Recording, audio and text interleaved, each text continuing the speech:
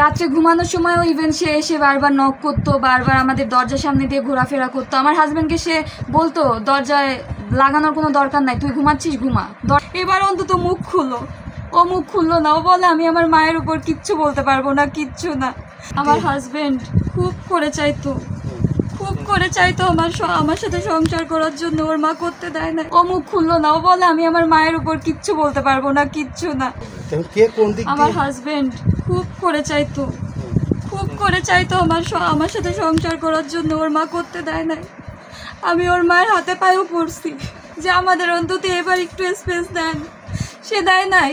সে বলে আমি মানুষ করেছি আমার ছেলেকে, সেই 34 বছর বয়সী একটা ছেলেকে বাচ্চা ছেলের মতো সে 2.5 বছর ধরে সে ট্রিট করতেছে।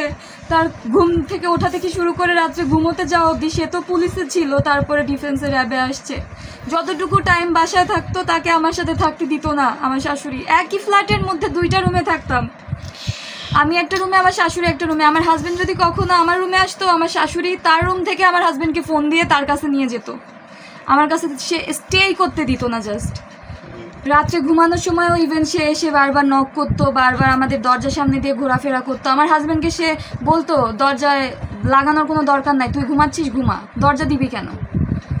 সে আমাদের ঘরের সামনে এসে আমরা কি কথা বলতেছি মাঝরাতে, দিনের বেলাতে স্পেস পেতামই না, মাঝরাতেও সে আমাদের থাকতে দেয় নাই একসাথে। আমার হাজব্যান্ড সময় পায় নাই, সে খুব ভালোবাসতো, খুব চাইতো আমার সাথে সংসার করতে, আমিও চাইতাম। আমি আমার শাশুড়ির মাকে বলছিলাম, আমার হাজব্যান্ডকেও বলছিলাম যে 2টা বছর তো হলো, এবার অন্তত মুখ খুলো।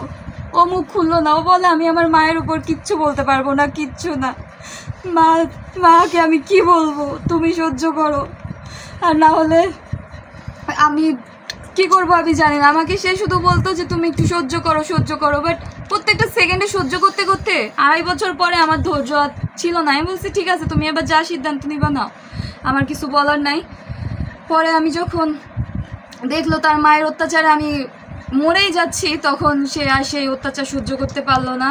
তার মায়ের উপর অভিমান, আমার উপর অভিমান থেকে প্রায় মারধর করতো। ও সেটা ঠেকাতো না, আমার উপরে ওর কোনো অভিমান ছিল না। আমাকে ও প্রত্যেকটা মেসেজ দিয়ে গেছে, আমাকে যে ও টেক্সট করতো হোয়াটসঅ্যাপে, সেই টেক্সটগুলো তো এখনও আছে। সেই টেক্সটের মাধ্যমেও সবাই বুঝতে পারবে যে আমার প্রতি ওর কোনো রাগ ছিল না, কোনো অভিমান ছিল না।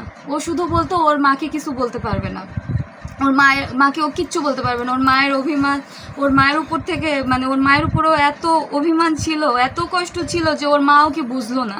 ও বারবার বলতো যে আমার মা কি বুঝে না যে তার ছেলে কিসে সুখী হবে, ছেলের বউ যদি সুখী না থাকে তাহলে ছেলে কিভাবে সুখী থাকবে। তার মা নাকি বুঝতোই না। সে অনেক বোঝানোর ট্রাই করছে, বাট তার মা বুঝতো না। এক পর্যায়ে তার মা যখন আমাকে ডিভোর্সের জন্য, তার মা লোভী ছিল, সে বলতো যে যৌতুকের জন্য যে গহনা টাকা বাড়ি গাড়ি দিবে তার ছেলেকে, সেরকম মেয়ের সাথে সে তার ছেলেকে বিয়ে দিতে চায়। তো আমার হাজব্যান্ড যেহেতু আমাকে প্রচুর ভালোবাসতো, সে আমাকে পছন্দ করে নিজে বিয়ে করছে, তো আমার হাজব্যান্ড চাইতো না আমাকে ডিভোর্স দিতে। আর আমি তো নির্দোষ, আমি যদি দোষী হইতাম তাহলে তো আমার হাজব্যান্ড আমাকে ঠিকই ডিভোর্স দিয়ে দিত, সে তো মারা যেত না। কারণ ডিভোর্স তো বর্তমানে অ্যাভেলেবেল, আর এটা খুব প্রচলিত যে বউয়ের সমস্যা ঠিক আছে ডিভোর্স দিয়ে দিই, আর তার তো এটার ক্যাপাবিলিটি ছিলই। সে আমাকে ছাড়তে চায় নাই, কারণ সে আমাকে বারবার বলতো তোমার কোনো দোষ নাই, তোমার ছাইড়ে দিলে তো তোমার জীবনটা শেষ। তো না পাইরে ও নিজেই চলে গেল, আমাকে একবার বলেও গেল না। Follow us on Facebook. Subscribe our YouTube channel. Get the latest update on www.daily-sun.com.